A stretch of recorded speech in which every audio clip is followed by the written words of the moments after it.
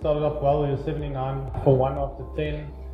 So that was a perfect platform for the likes of myself, David Miller, Pretorius and Andile to come in and really do some damage at the back. But credit must go to the way the Indian bowlers bowled in that final 10 overs. And we know we didn't execute our plans like we wanted to. I obviously went out early.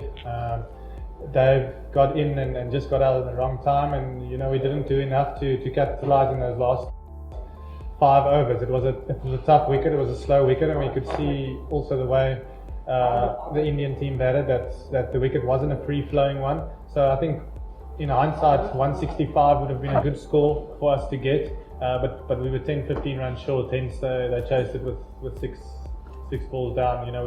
Virat played very well, but we didn't have the score ever to put a lot of pressure on him. Yeah, definitely. I think they're inexperienced in terms of international cricket, but we all know that they're quite experienced in terms of T20 cricket, and especially in their own conditions, the guys know how to bowl. Much like when you come to South Africa, our guys would also know how to bowl in our conditions. I think the wicket the other day didn't suit our seamers, the likes of Rabada and Urkia, who can bowl at 150. It was a slow wicket, so they got nullified there, and that's probably why India played 3 spinners and bowled a lot of cutters in the middle. So we know they're all good bowlers. It's just because they haven't played a lot of international T20 cricket, it doesn't mean that they're not good. But in saying that, it is something that we can target. It is an area where we're looking at them and we know, listen, we can put pressure on them, and hopefully come tomorrow we can do that. Yeah, definitely that's a big challenge. I mean, those guys are world-class players. They're probably 3 of the best T20 batters in the world and the world's ever seen. I think Virat and Rohit is the 2 leading run scorers at the moment in international T20. So it's a great challenge for some of our young bowlers coming here, and Urkia, Fortuin, those types of guys to bowl to these guys.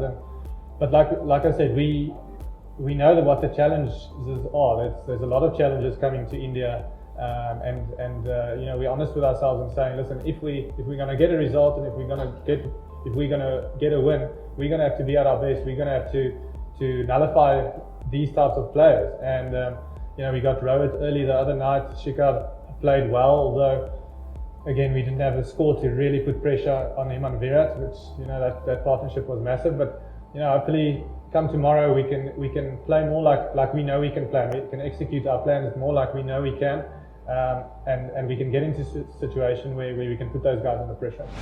Yeah, Imran Tahir is obviously massive for us in white ball cricket. He's been so good over the last few years. He's retired from one-day cricket now, so he's going to focus on T20 cricket, and we know he's a big weapon for us. The challenge for the other bowlers is that we don't have the luxury of a guy like that who can come in and bowl 4 overs for 20 and maybe take 1 or 2 wickets.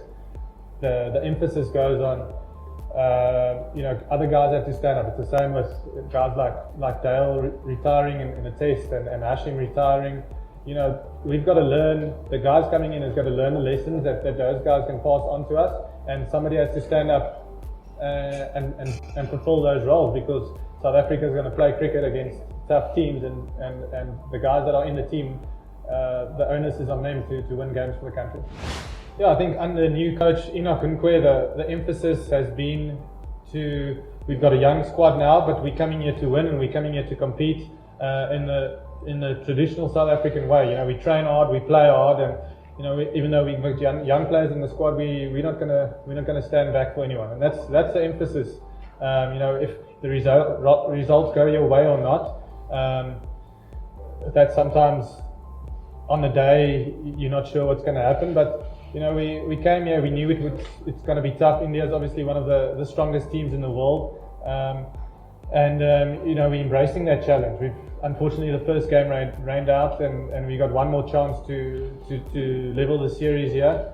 And in terms of the test cricket, the last test tour didn't go well here, but the guys that were here learned a lot of lessons, and we're definitely better prepared going into it this time.